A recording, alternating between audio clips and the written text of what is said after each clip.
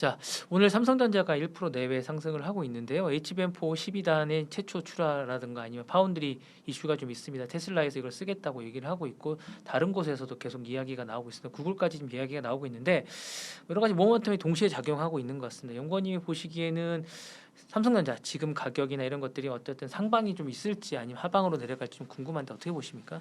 네, 물론 이제 투자 기간에 따라 다르시겠지만 네네네. 저희가 연말까지 봤을 때 삼성전자뿐만이 아니라 SK하이닉스 그리고 조심스럽지만 우리 증시 전반적으로 좀 상방을 보셔야 될 때다. 네네네. 물론 연초 대비 많이 올랐습니다. 네네네. 많이 올랐지만 저희가 이제 삼성전자와 SK하이닉스를 계속해서 좋게 말씀을 드리는 건 AI 서버 투자 사이클에서 가장 중요한 결국에는 메모리 반도체를 가장 잘 만드는 기업이 운 좋게도 저희 네네네네. 이제 우리나라에 두 가지가 있기 때문에 이 두 기업에 대해서 사실 앞단에 있는 뭐 빅테크라든지 아니면은 이제 어떤 첨단 산업 쪽에서 AI 투자를 지속할 수밖에 없는데 그럼 여기 가장 많이 들어가는 하드웨어가 뭐지? 바로 반도체입니다. 네네네. 그래서 이런 구조적인 사이클에 대해서는 좀 이견을 갖기 어려운 시기가 아닌가 생각이 듭니다. 그럼 지금 목표가를 정하는 게 큰 의미가 없다라는 생각이 좀 들긴 하는데 어쨌거나 이제 많은 분들이 만을 좀 기다리고 있습니다. 이게 만을 찍고 올라갈지 내려갈지 하는데 사실은 지금 어쨌든 캐패스라든가 아니면 뭐 이렇게 뭐 가이던스 같은 걸 좀 보면 그게 큰 의미가 없다라는 생각도 좀 드는데 어떻게 보십니까 지금? 네, 그리고 정말 솔직히 말씀을 드리자면 애널리스트들이 이제 이익 전망치를 추정을 하는데 네네네. 이 숫자가 매번 올라가고 네, 있습니다. 그렇죠, 그렇죠, 네네. 근데 이제 저희도 좀 말씀을 드릴 수가 있는 게 모두가 처음 보는 AI로부터 촉발된 수요이기 때문에 네네네네네. 우리 입장에서도 얼마나 많은 수요가 있을지 아니면 사실 삼성전자와 SK하이닉스 본인들도 모를 수도 있어요. 왜냐하면 네네네. 뭐 엔비디아를 비롯해서 얼마나 주문을 주냐가 중요한데 지금 이제 저희가 지지난주쯤에 이제 젠슨 왕이 방한을 하면서 느꼈겠지만 결국에는 이제 프론티어 AI 모델 개발을 위한 이 전쟁들이 계속해서 메모리 반도체의 수요를 늘리고 있고 또 그 메모리 반도체 내에서도 최첨단 메모리 반도체가 필요하고 네네. 이런 기술 혁신이 같이 가고 있거든요.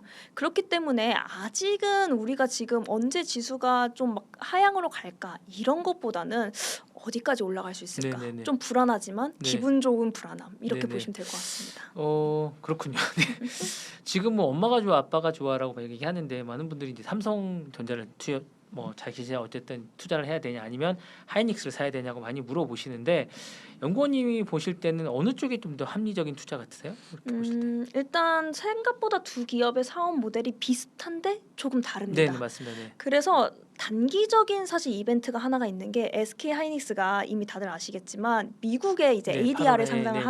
하는데 네네. 그 타임라인에 따라서 약간 이제 SK 하이닉스가 최근에는 좀 더 좋은 주가 음, 퍼포먼스를 보여주고 있고요. 네네. 그런데 이제 개인적으로도 한 3, 4분기 이후를 생각해 봤을 때 파운드리가 있는 삼성전자 파운드리가 없는 SK하이닉스 네네네네. 이렇게 또 보실 수도 네네. 있거든요.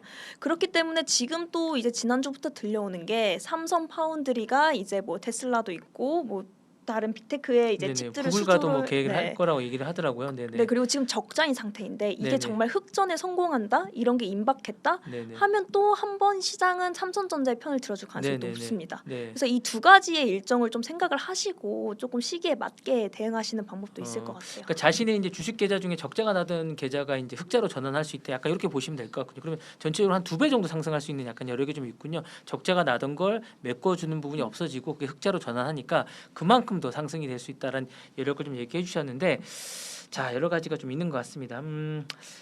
하나오션 얘기를 잠깐 좀 해보겠습니다. 전반적으로 이제 하나오션이 이제 마스카 프로젝트나 여러 가지 이제 60조 캐나다 잠수함 이슈가 좀 있는데 이런 것들이 이제 빅5가 이제 빅3가 있는데 조선주에 앞서갈 수 있는 무슨 동력 같은 게 될 수 있을지 어떨지 좀 궁금합니다. 어떻게 보십니까 이런 거는? 일단 조선업 전반적인 업황 자체는 사실 너무 좋습니다. 음, 그런데 이제 시장의 주가 반응이 연초와는 좀 다르게 사실 비단 조선만의 문제는 아니고요. 산업재로 조금 수급이 가지 못하는 그런 흐름이 좀 안타깝게 나타나고 있어요. 그런데 이번에 이제 하나오션 같은 경우에는 말씀 주신 대로 이제 캐나다 잠수함 수주라든지 네네. 좀 더 개별 기업의 모멘텀들이 나타나면서 좀 투자자분들이 관심을 그쪽으로 좀 더 가져가는 그런 느낌이 있습니다. 그리고 이게 또 아이러니하게 최근에 좀 반도체가 상대적으로 쉬다 보니까 또 시기적으로 저희가 7월 하면 2분기 실적 모멘텀이 오는데 네네네. 수주 산업만큼 이익 성장이 가시화된 곳이 없습니다. 물론 이제 한간에는 이미 수주 매수주이기 때문에 우리가 다 끌어왔다라고 보실 수도 있겠지만 오히려 매분기 얼마가 들어올지 확실한 산업들이기 때문에 실적 모멘텀이 좀 다가올 때 이런 산업재로 조금 매수세가 순환이 되는 모습이 계속해서 관측이 됐어요. 그래서 시기적으로도 한 번쯤 좀 조선업에 대해서도 키 맞추기 논리로 이제는 좀 접근을 해볼 만하다라고 보시면 될 것 같아요. 그러시군요. 이게 근데 이제 제가 늘 뭐 나오시는 분들한테 여쭤보는 건데 우리가 이제 가지고 있는 돈은 제한적이잖아요. 그러면 이제 제가 볼 때는 반도체 두 군데만 투자하면 안 됩니까? 제가 어차피 위로는 모를 수 있는데 이제 많은 분들이 다른 쪽에 좀 투자도 해볼 수 있다라고 생각하는데 그냥 일반 투자자들이 주식을 안 했던 분들이나 아니면 지금 주식을 하는 분들이 그냥 반도체만 사는 게 낫지 않을까? 왜냐하면 올라갈 땐 같이 올라가는데 떨어질 때도 같이 떨어지는데 올라갈 때 제일 먼저 올라가고 많이 올라가는 게 회복하는 게 회복력이나 이런 거 볼 때 반도체인 것 같아요. 뭐 지정학적 이슈라든가 이런 거에 비해서 그러니까 이런 부분들은 투자법은 어떻게 생각하십니까? 투자하는 이런 방식들은.